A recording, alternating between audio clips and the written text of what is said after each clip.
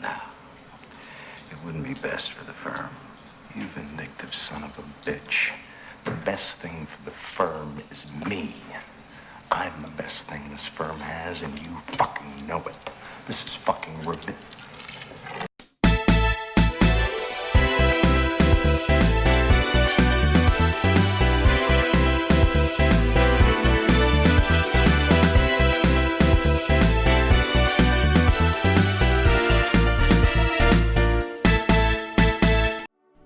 One of the best things about being a kid during the late 80s and early 90s was experiencing the cinematic revolution of the Disney Renaissance.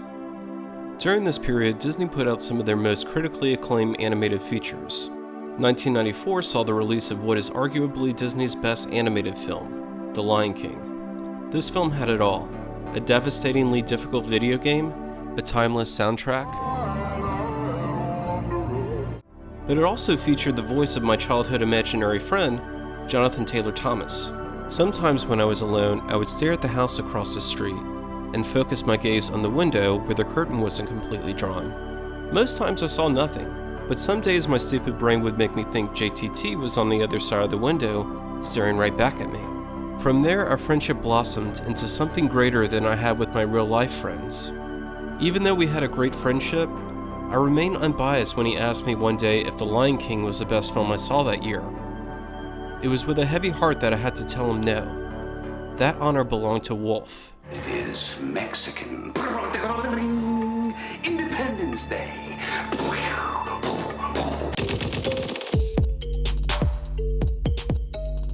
1994's Wolf isn't that different from many of the werewolf films that came before it.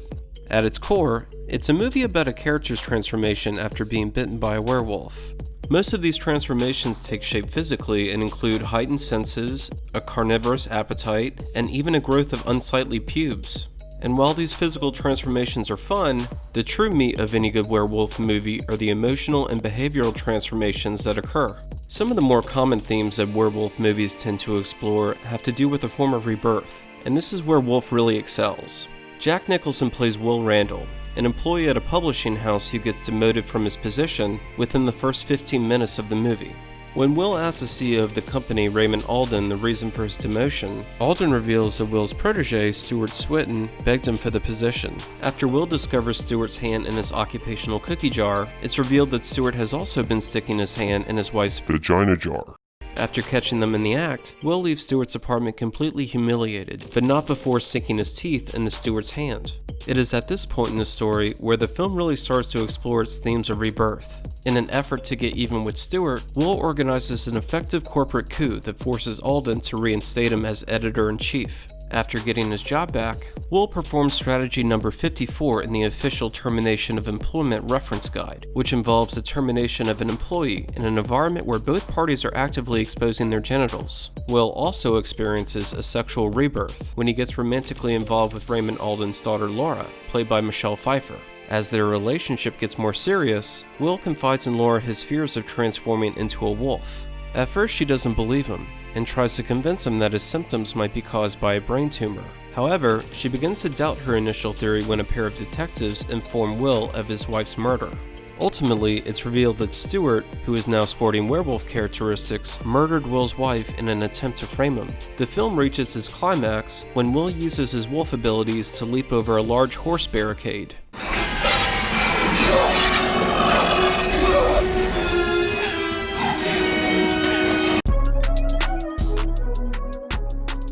One of Wolf's greatest strengths is the skillful direction of Mike Nichols, who is probably best known for directing the 1967 classic, The Graduate.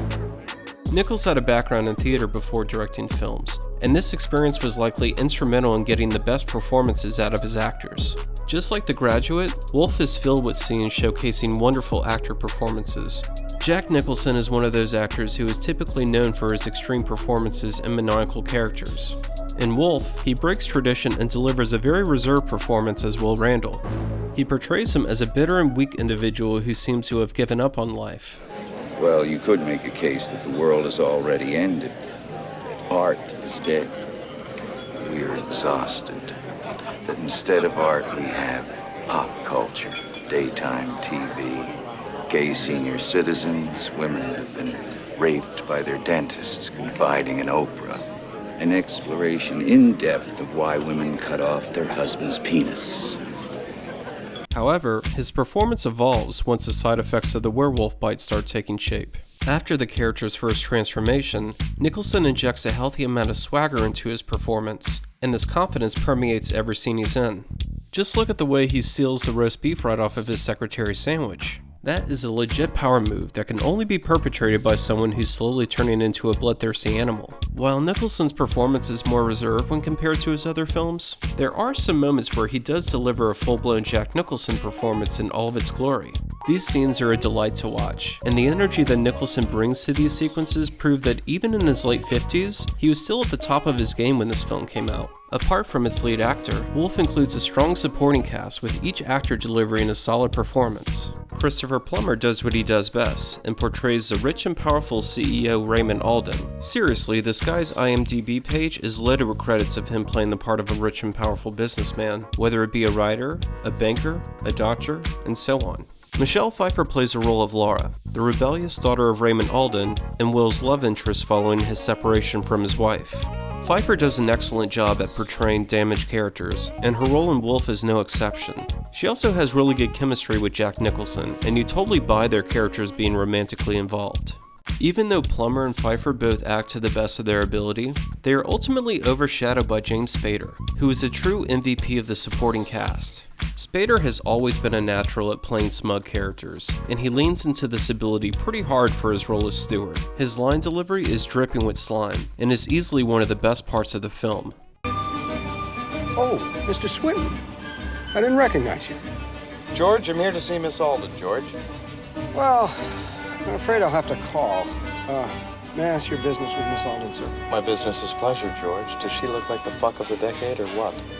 Just like Jack Nicholson, Spader seems to revel in the experience of wearing werewolf makeup, and he really turns it on during these sequences. Speaking of the makeup effects, this review wouldn't be complete if I didn't talk about Rick Baker's contribution to the film. This is the second werewolf movie to showcase Baker's makeup effects, with the first being An American Werewolf in London, for which he won an Academy Award.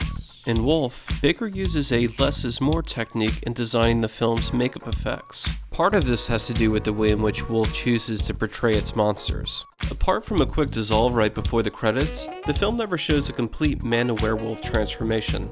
Instead, it chooses to target a visual ratio which favors human features. Going this route really lets the actor performances shine, and it gives Wolf a unique quality that sets it apart from the other films in the genre.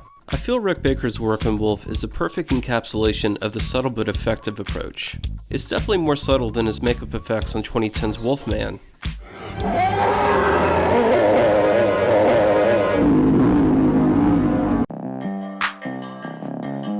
Even though 1994's Wolf is an exceptional film, it does have some flaws that hold it back from reaching its true potential.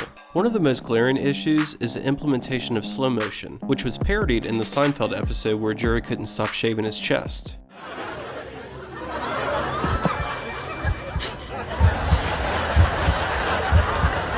Even though slow motion footage can be effective in conveying a wide range of emotions, I think it works best when it's used sparingly. Wolf takes the opposite approach and uses slow motion like a junkie uses crack cocaine.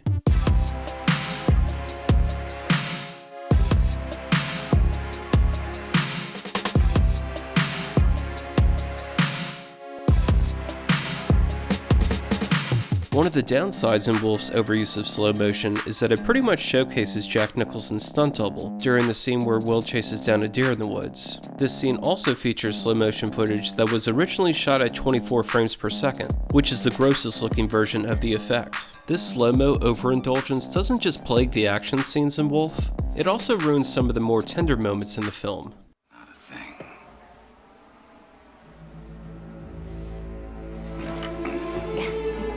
Another major issue I have with Wolf has to do with my general expectations of the genre.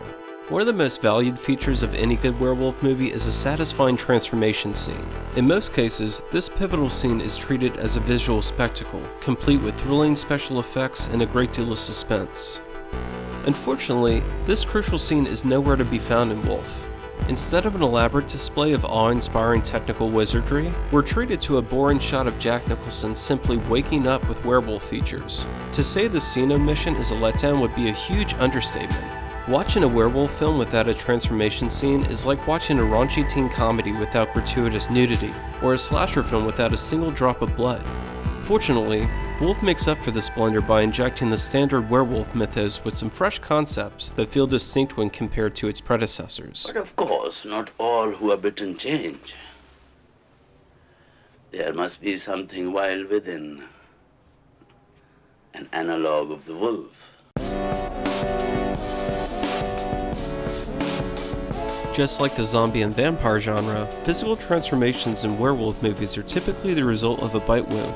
Wolf embraces the standard formula, but it also builds upon it with the final reveal that Will infected Laura through sexual transmission. However, even sexual intercourse doesn't seem like a surefire method of contracting the werewolf disease when you consider Will also engaged in sexual activities with his wife. At no point in the rest of the film is it ever revealed that she was infected through this sexual contact. I'm sure some viewers are thinking, dude, he probably just used a condom or pulled out. The film explains this when Dr. Alizeas tells Will that only those with an inherent sinister quality are capable of turning into a werewolf. This minor alteration to the standard werewolf formula is a key factor in the overall through-line of the film, as well as the main reason why Wolf succeeds in its unorthodox treatment of a well-established narrative pattern. The main reason why a plot involving corporate warfare in a publishing house is remotely interesting is because the character motivations are reinforced by animalistic behavioral regression. For this reason alone, Wolf remains one of the most mature entries in the werewolf film genre. While it might not attract a casual fan looking for exciting action set pieces, it will appeal to the more seasoned cinephile who appreciates emotional depth in their movies. As someone who watches a lot of movies, I wouldn't feel complete if I didn't challenge myself with the highest caliber of cinematic offerings, and I'm convinced that setting the standard has made me into the person that I am today.